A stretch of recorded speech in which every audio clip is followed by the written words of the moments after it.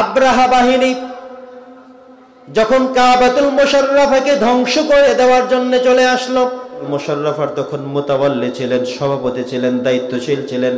এসে তাকে বলল, আজকে তোমার মসজিদ ঘুরিয়ে দেওয়া হবে, শেষ করে দেওয়া হবে। আব্দুল মুত্তালিব বললেন, মসজিদ ঘুরিয়ে দেওয়ার যা কিছুই করে সেই দায়িত্ব আমার না, কারণ এই ঘরের মালিক একজন, তিনি কে? আরো জোরে বলতে হবে, তিনি কে? এই ঘরের মালিক আল্লাহ। আল্লাহ তার ঘরকে রক্ষা করবেন। আমার রক্ষা করার ক্ষমতা নাই, বাহিনী নাই, সৈন্য সামন্ত কিছুই নাই। এটা পবিত্র শহর, পবিত্র নগরী। এই নগরীটা চয়েস করেছেন স্বয়ং আল্লাহ। এই কাবাতুল মুশাররাফার উপরে স্বয়ং আল্লাহ তাআলার আরশ আজিম, বলে সুবহানাল্লাহ।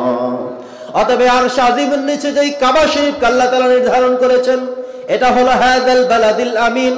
এটা পবিত্র শহর, পবিত্র নগরী, পবিত্র ভূখণ্ড। এই জায়গাটুকুর মালিক পৃথিবীর অন্য কোনো কাফের না। এই জায়গার মালিক ছিলেন আব্দুল মুত্তালিব। তার থেকে মালিকত্ব পেয়েছেন সর্বশেষ নবী করিম সাল্লাল্লাহু আলাইহি ওয়াসাল্লাম, বলে সুবহানাল্লাহ। এই জায়গাটা পবিত্র, এত পবিত্র, আল্লাহ তাআলা অন্য কোন জায়গার নাম কোরআন মাজিদে আনে নাই, অন্য কোন জায়গার নাম ধরে আল্লাহ তাআলা কসম করেন নাই।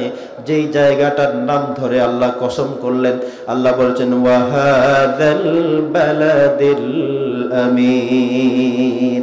এই পবিত্র নগরী, পবিত্র গ্রামের, পবিত্র শহরের শপথ করেছেন কে?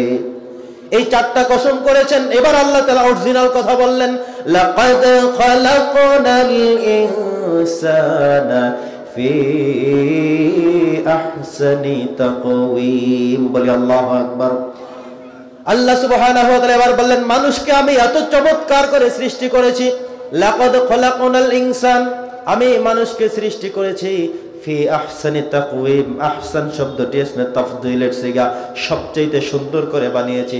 আপনি আপনার চেহারাটার দিকে যদি একবার আয়না দিয়ে তাকান, আপনি দেখবেন এই পৃথিবীতে যত মাখলুকাত দেখা যায়, যত প্রাণী দেখা যায়, সব প্রাণীগুলোর দিকে আপনি তাকাবেন, আর আপনি আপনার চেহারাটার দিকে তাকাবেন, আপনি দেখবেন আপনার মতো আমার মতো এত চমৎকার, এত সুন্দর মানুষ। মানুষের যে চেহারা আকৃতি, এমন কোন আকৃতি দিয়ে পৃথিবীর অন্য কাউকে আল্লাহ তাআলা সৃষ্টি করে নাই, বলি সুবহানাল্লাহ।